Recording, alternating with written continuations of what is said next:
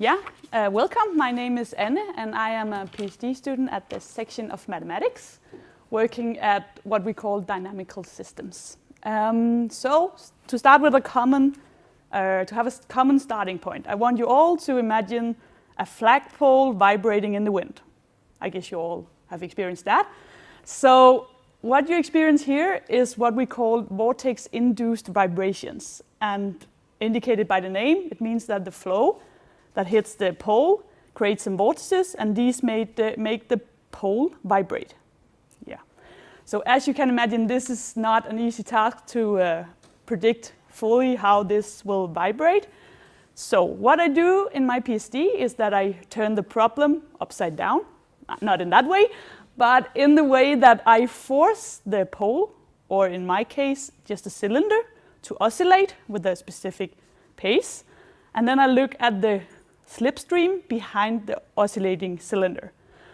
And what I experience is that if I just change the oscillations like a tiny bit, then the vortex pattern changes completely.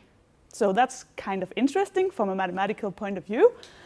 And so my goal is to use some theory from dynamical systems to classify these changes as what we call bifurcations. And by doing that, we simply want to try to predict which kind of pattern we see, like vortice pattern, for a specific movement. Okay, so why is this even interesting?